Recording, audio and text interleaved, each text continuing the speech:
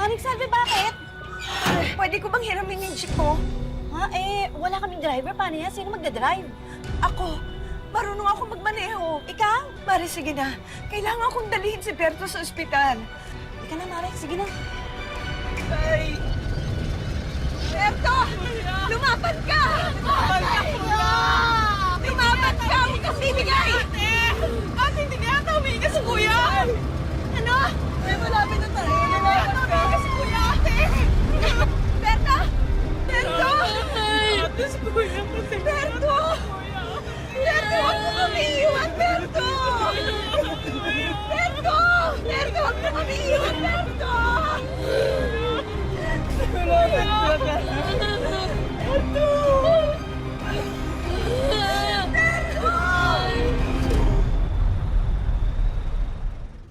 Sa pagpanaw ng kabiyak ni Salve, mag-isa na lang nakasalalay sa kanya ang kinabukasan ng mga anak niya. Kaya kung anong pagkakataon ang dumating sa kanya, agad daw niya itong susunggaban kahit pa mahihirapan at masasaktan. Dahil ganyan ang isang magulang. Ganyan daw maging ina. Magandang araw po mga kapuso. Ako po si Vicky Morales at ito ang Wish Ko Lang.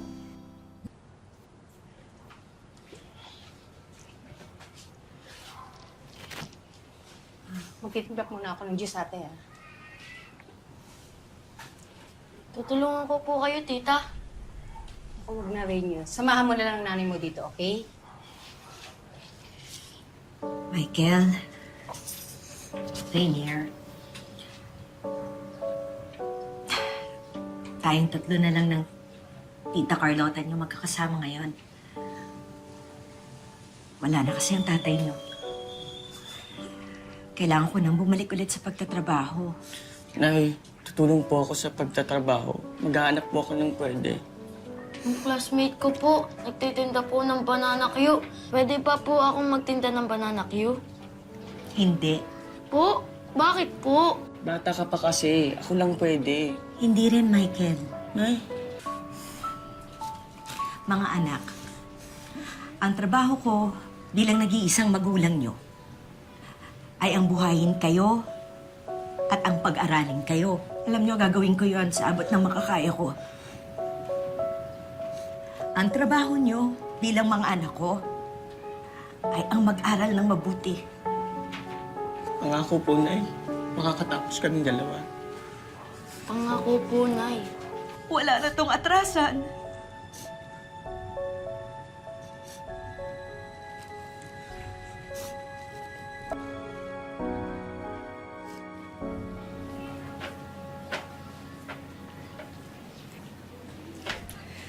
Ay, Nay! Kumusta? Ate. Oh, kumusta na ang paghahanap ng trabaho? Wala eh.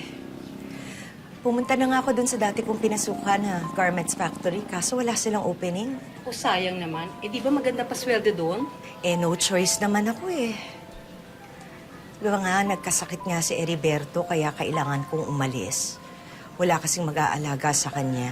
Ako, sandali lang, ate, ah. Sandali. May papakita ko sa'yo, ah. Wait ka lang dyan. Sige.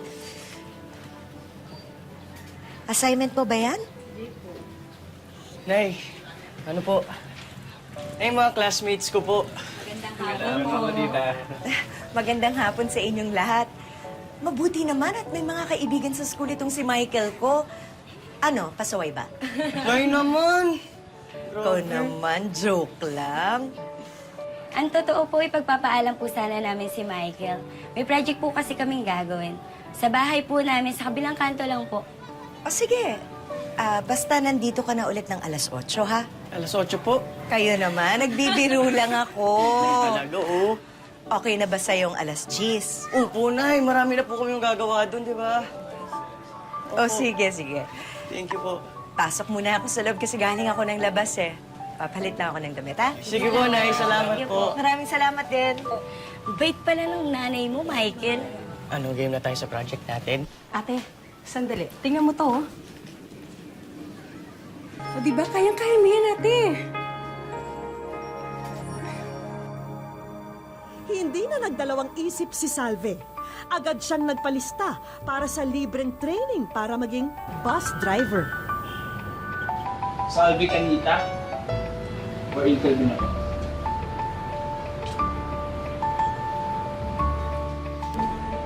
Determinado si Salve na matutunan ang lahat ng kailangan sa pagmamaneho ng bus. Kapag natanggap kasi siya, malaking tulong ito para sa kanyang pamilya. Good morning. Have a seat, Salve. Nakuha ko ng mga resulta ng exam mo. Pasado ka, Salve. Isa ka ng certified bus driver. Huwag lang sa biyahe, ah. Maraming salamat po. Dahil sa matinding pangangailangan, pumasok bilang bus driver si Salve. Alam niyang mabigat na hamon ito dahil hindi pa siya bihasa sa pagmamaneho ng malalaking sasakyan. Pero ang totoong mahirap para sa kanya ay ang mawalay sa mga anak niya at bihira na lang silang magkikita. Magiging lingguhan na kasi ang uwi niya sa Antipolo.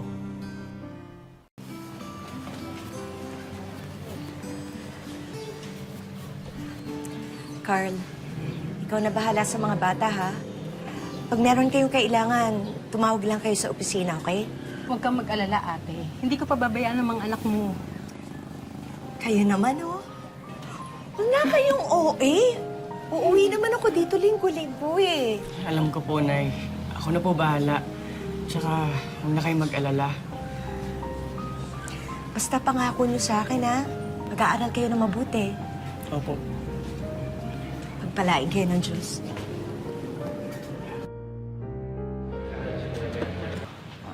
Oh, ito pala si Cesar. Cesar. Ito pala si Salve, bagong mong kasama, na nakapasa sa MMDA ready para sa mga bagong bus driver. Eh, ikaw ang konduktor niya. Okay po, sir. Sige. Tama na kayo. Sir.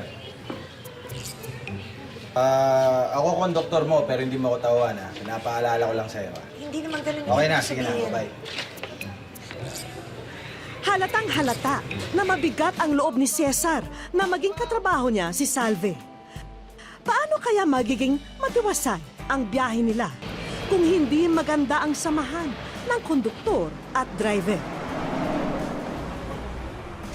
Ano pa dyan? Boy, ba't ang bagal natin? May diferensya ba yung bus? Hindi yun. Wala akong diferensya yung bus. Yung driver ang may diferensya. Paanong driver? Pakibilisan naman. Maliliit na ako, eh. Ay, hindi umanong yung driver. Babae yun. Kaya naman pala, eh. Babae yung driver, dapat hindi pinagdadrive ng bus yan. O, ayan, ha. Pag kinuha ng mga pasahero natin yung pamasahe nila, kasalanan mo, ha. Bagal, eh, no, boss, no? Sorry, ha. Sensya na, ho. Babae lang. Konting bilis naman. Late na kami.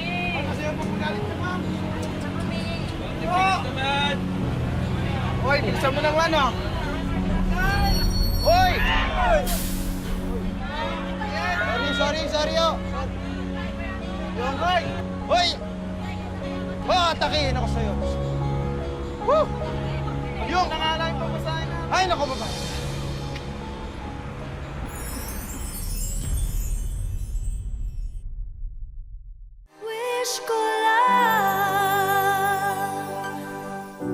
Alam ni Salve na maging mga katrabaho at pasahero ay duda sa kanyang kakayahan bilang tsuper. Hindi na lang niya ito pinapansin dahil ang iniiwasan niya ay mas malalang aberya sa kanyang pamamasada.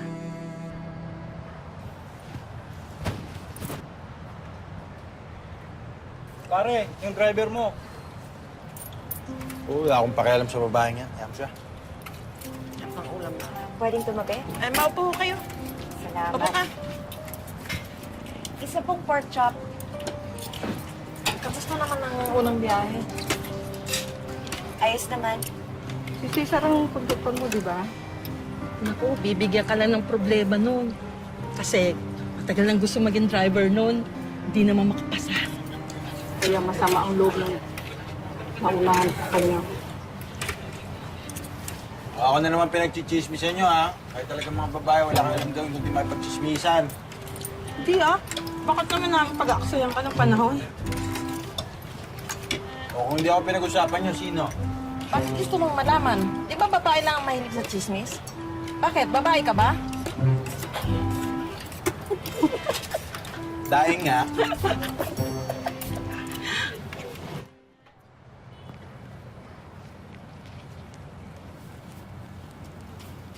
Uy, Cesar, hiya ka naman. Yung driver mo, naglilinis. Ikaw nakatanga ka lang dyan. Hayaan mo siya, babae yan. Trabaho niya maglinis.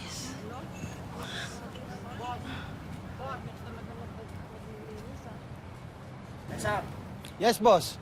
Nakatunga ka lang dyan. Yung driver mo, papinaglilinis mo ng bus. Hindi boss, nag-yosi break nga lang ako eh. Sakto ka. Gusto ko na maglinis eh. Linis na ako kanina pa.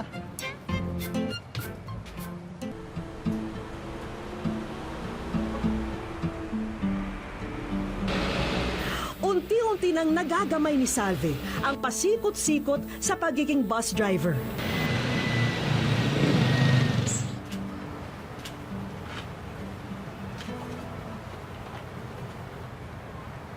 Salvi, balita namin, ikaw ang pinakamalaking kinita.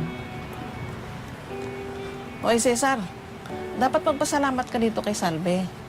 Kasi nadamay ka sa swerte niya eh. Dati-dati bukya ka sa sweldo, di ba? Basta kayo. Nagutom kayo, di ba? Kumain kayo. Sige. Halika na.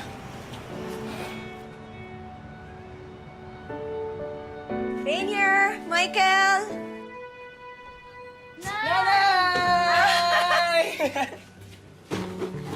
Naku, na-miss ko kayong dalawa. Namiss ka rin po namin, Nay. Na-miss ko rin kayo. Oh, pasalubong.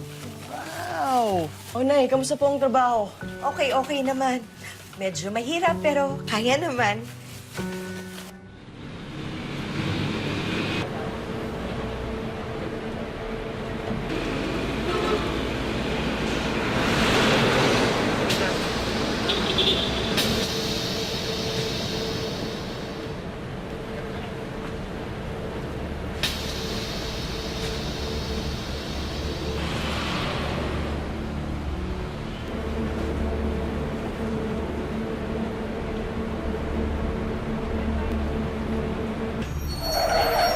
Uy!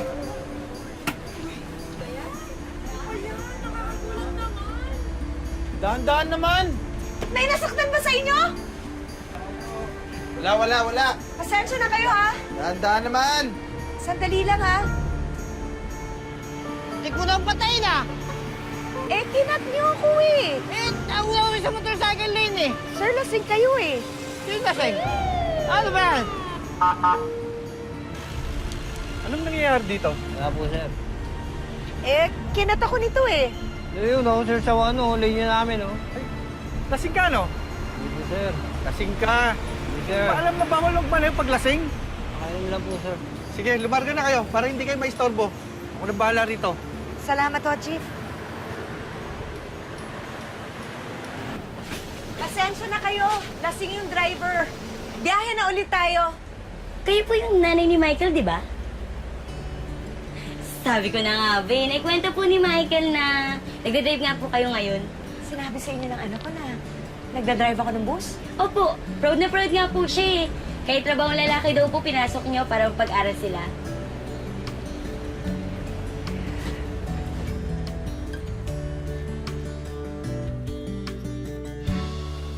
Buti na lang, bakasyon nyo na, Nay. Oo nga eh.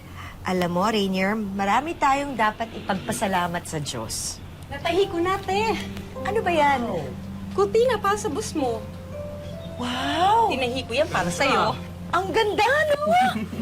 O, kamusta naman mga pag-aaral niyo? Ayos na, eh. Talaga? Sobrang taas ng grades ko. Ikaw din? Opo. Oy, Salvi. Mukhang maganda yung kurtina natin ah. Saan mo nabili yan? Ah, ito? Oo. Gawa lang to ng kapatid ko. Talaga?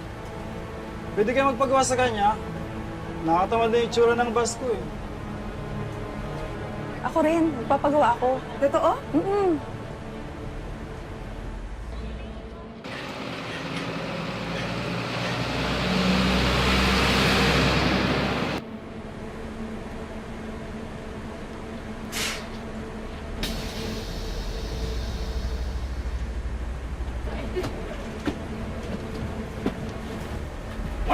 kikilos! Hold up ito! Mag-drive ka lang! Huwag kang titigil!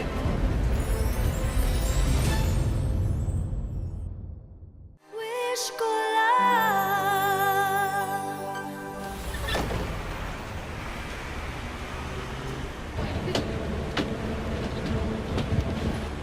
Huwag kang kikilos! Hold up ito!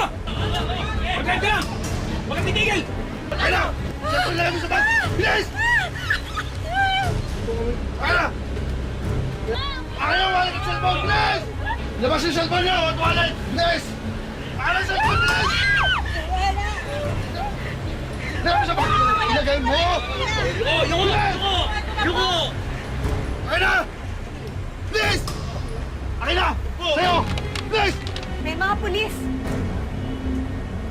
Pag hindi ako tumigil sa stoplight, habulin nila tayo.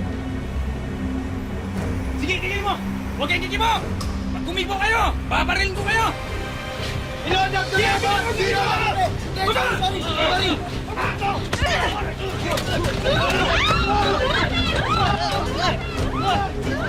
Mga pulis! May mga hold number dito! Boss, hindi ako! Hindi ako lang to! Ay, sila ako! Hindi ako! Sila ako! Meron pa yung sabat, boss! May sabat doon! Boss, unahan! Pato ba? Ako lang, boss! Okay! Doon! Hindi ka kamali, puputokan kita! Wala bang nasaktan? Ako, konti.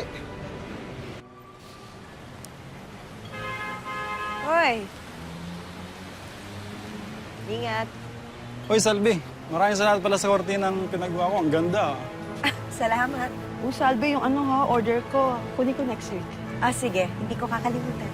Sige, salamat. Okay, ingat. Ingat din. Salve. Ingat. Cesar, nag-aalala ka na rin ngayon sa akin? Siyempre, ako konduktor mo. Sige, ingat ka rin. Ingat. Walang sideline, ha? Yeah. Albao Renato S. Bernardo Luis M. Benita John Michael R. De la Cruz John C. Thank you po.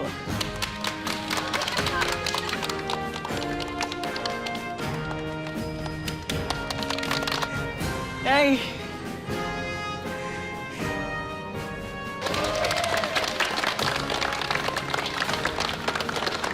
Sa wakas, Nay! Nakuha ko na rin! Nasusuklian ang lahat ng sakripisyo ni Salve sa tuwing nakikitang nagsisikap din ang mga anak niya sa pag-aaral. Kaya ganado siyang maghanap buhay para sa kanila. Nagpunta ang aming grupo sa Binyan, Laguna. Ang pakay namin, masakyan ang bus na minamaneho ng bus driver na si Salve na tampok sa ating kwento. 7 taon nang nagmamaneho ng bus si Salve. Sinimintays yung no accident na very competent. Lagi siya nagtatap eh. Yung ability to cope up with the company standards. Masayang-masaya po ako noon kasi piling araw nila, ako yung hindi matatanggap kasi yung itsura ko kasi noon eh. Hindi kagaya ako nung ibang nag-apply doon kasi galing sila sa abroad eh. Ang totoong hamon daw sa trabahong ito ay ang mas mahabang oras na pamamasada kesa sa oras ni Salve sa kanyang pamilya. Kaya ang naging siste, lingguhan siya kung umuwi. Kapag kami napapanood ka sa balita na mga aksidente sa kalsada, di mo po mapigilang isipin na sana ligtas yung nanay ko. Ganun po. May tiwala naman po ako kay mama na maingat siya kahit na peligroso yung tinatahak niyang mga daan. Pagdating sa bahay, dagdag kita pa rin ang isa sa inaatupag ni Salve. Katuwang ang kapatid niyang si Carlota sa pagtatahi ng ilalakong kurtina para sa bus. Pero siyempre, hindi niya nakakaligtaan ang pagiging nanay sa mga bata. Mahirap talaga sa totoo lang. Kaya lang, lagi kong iniisip, kung hindi ko lalakasan ang loob ko, paano kami mabubuhay nung mga anak ko? 100% po ako proud na proud kay nanay. Dahil po napakasipag niya po at mahal na mahal po namin. Sinisigurado rin ng ilaw ng tahanan na hindi napapabayaan ang pag-aaral ng mga anak. Lalo na't isa ito sa mga dahilan ng kanyang pagsisikap. Kapag nakapagtapos na ako, kinakailangan makahanap agad ako ng trabaho. Nang sa gayon eh, makapagpahinga naman si mama para masuportahan ko rin naman po yung pamilya namin. Sa market po, papuntang Taguig. Papuntang wish ko lang. Alam niyo ba yung terminal? Papuntang wish ko lang. Wish ko lang.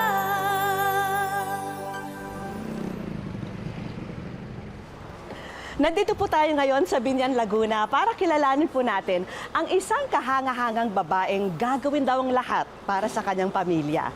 At hindi lang po siya basta ordinary mother ha, dahil isa po siyang lady bus driver. Kaya ngayon po nalalapit ang araw ng mga nanay, dadayuhin po natin si Salve para masurpresa siya. Tara! Ate, saan po yung terminal papuntang Taguig? Sa market po, papuntang Taguig. Papuntang wish ko lang. Alam niyo ba yung terminal? Papuntang wish ko lang. Oh, well. Ay, naku, welcome sa wish ko lang.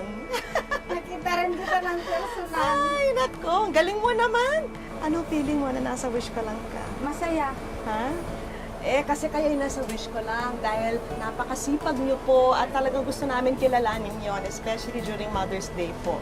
Sabihin niyo sa akin, ano ba yung pinakamahirap na bahagi ng pagiging lady bus driver? Para po yun sa mga anak ko kasi single parent. Patay na po yung asawa ko.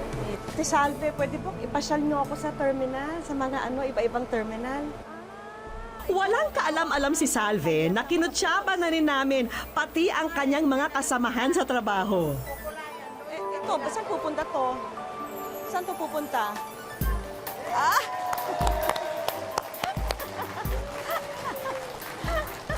Ano gusto niyo sabihin sa kanila? Nandito sila para surpresahin kayo?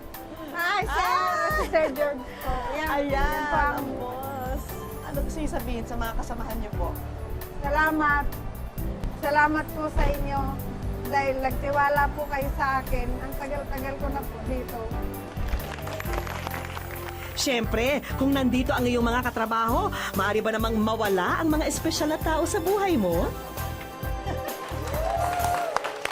Sige, ano masasabi niyo? Pasensya na kayo. Mula kasi nung maliit, hindi ko kayo naalagaan kasi nag-alaga ako sa papa mo. Pagkatapos na mamatay, nag-ano na po ako dito kaya hindi ko sila nasubaybayan. Pero alam ko, naintindihan niyo yun. Opo. Di ba? Ano gusto mo sabihin sa mami mo? Gusto kong sabihin na, yun, Happy Mother's Day sa pinakamabuti, pinakamasipag at pinakakaiba kong nanay. Kasi sobrang kakaiba niya, lahat nakakayanan niya. Pinatunayan talaga ni mama na kahit babae siya, hindi yun hadlang para maging matagumpay siya. Maiwanan ka man sa kalsada, maiwan ka man ng ibang sasakyan, hindi ka man maging top grosser, ikaw pa rin yung number 1 sa amin eh. Kaya yun yung pinakamahalaga sa amin. I love you, ma. Oh, bago pa tuluyang bumaha ang luha rito, tanggapin niyo po ang aming mga handog para sa inyong pamilya. Ito po, mula sa wish ko lang, meron kami mga sorpresa para po sa inyo. Ito po, sewing machine. Alam namin gustong-gusto niyo yan kasi gusto niyo magtahi ng mga kurtina para sa mga bus. Pandagdag kabuhayan po para sa inyo yan. Tapos ito po, food cart. Yan ho, para po sa inyo. Sino magbamando nito? Kayo na. Hindi pa riyan natatapos dahil batid po namin kung gaano kahalaga para sa inyo na makatapos ang inyong mga anak. Ito, importante po ito. Para kay John Rayner. Para sa iyo to. Maraming pong salamat. Ay, nako, thank you rin. Thank you. At syempre, para sa pamilya nyo, syempre, dapat may ganito. At dahil espesyal ang araw na to para kay Salve, lulubos-lubusin na natin ang sayang hatid natin para sa kanila. Sa isang resort sa Talisay, Batangas, ang sunod na pinuntahan ng mag-anak. Nay, guys, swimming na tayo. Tara! Bihira raw mangyari sa kanila ang family bonding tulad nito.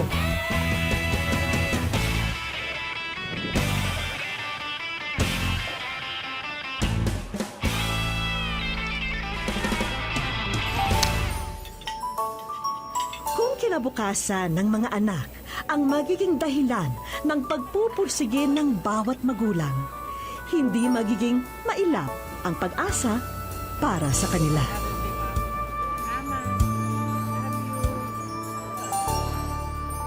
Walang mahirap na pagsubok para sa isang ina na handang magsakripisyo para sa kanyang pamilya. Yan po ang pinatunayan ni Salve. Kaya isa pong pagpupugay sa lahat ng mga nanay.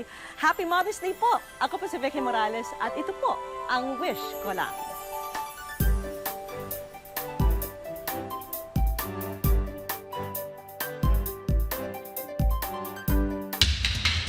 Maya, hindi ko alam kung paano kong sasabihin sa ito. You have a stage 4 myelogenous leukemia.